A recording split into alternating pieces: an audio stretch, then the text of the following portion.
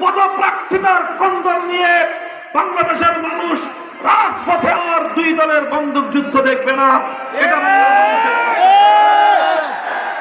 সংগ্রামী সাথী ও বন্ধুগণ, আমরা বলতে চাই বাংলাদেশের মানুষ অনেক ত্যাগ, কোরবানি, অনেক সংগ্রাম, অনেক লড়াই করে আজ এই পর্যায়ে উপনীত হয়েছে।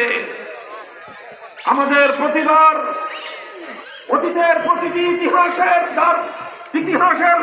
প্রতিটি বাঁকে বাঁকে আমাদের অনেক অর্জন এবং বিজয়ের ইতিহাস যেমন রয়েছে, ঠিক তদ্রূপ আমাদের বিজয়ের সুফল ছিনতাই করবারও অনেক দুঃখজনক ইতিহাস, তিক্ত অভিজ্ঞতা আমাদের রয়েছে। আমরা দেখেছি 1905 সালে বঙ্গভঙ্গের মধ্য দিয়ে আমাদের পূর্বপুরুষরা পশ্চিম পাকিস্তান তথা পশ্চিমবঙ্গ তথা হিন্দুত্ববাদের আগ্রাসনের বিরুদ্ধে পূর্ববঙ্গ তথা মুসলিম জাতিসত্তার উন্মেষ ঘটাবার লক্ষ্যে বঙ্গভঙ্গ আন্দোলন করেছিলেন। সেই বঙ্গভঙ্গ আন্দোলনের মাধ্যমে ঢাকার উত্থান ঘটেছিল, মুসলিম জাতিসত্তার বিকাশ ঘটেছিল। কিন্তু সেদিন রবীন্দ্রনাথ ঠাকুরদের নেতৃত্বে সহিংস সাম্প্রদায়িক উগ্র আন্দোলনের মধ্য দিয়ে বাংলার মুসলমানদের সেই উত্থানকে ঠেকিয়ে দেওয়ার ষড়যন্ত্র করা হয়েছিল। তাই বাংলার মানুষ 1947 সালে দিল্লিকে লাল কার্ড দেখিয়েছে।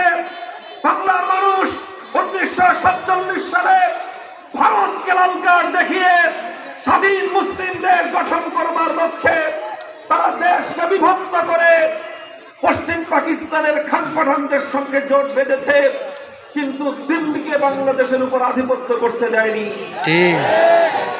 1947 থেকে 1971 পর্যন্ত পশ্চিম পাকিস্তানের খান পাঠান, যাদেরকে আমরা ইসলামের ভিত্তিতে নিজেদের ভাই হিসেবে গ্রহণ করে নিয়েছিলাম, বাংলার মানুষকে হতাশ করে সেই পশ্চিম পাকিস্তানিরা আমাদের সঙ্গে বৈষম্যের রাজ গড়ে তুলেছিল। বাংলার মানুষকে তাদের অধিকার থেকে বঞ্চিত করেছিল।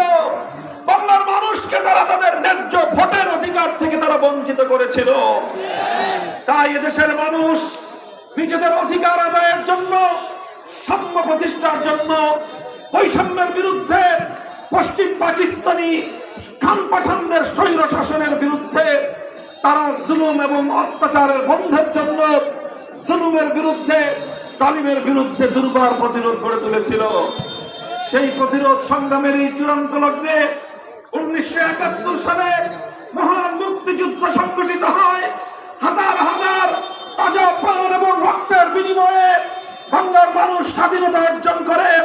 71-এর 16 ডিসেম্বর পশ্চিম পাকিস্তানের দাসত্বের শৃঙ্খল ভেঙে বাংলার মানুষ তার পূর্ব দিগন্তে নতুন স্বাধীনতার সূর্যের উত্থান ঘটায়। সংগ্রামী সাথী ও বন্ধুগণ, 19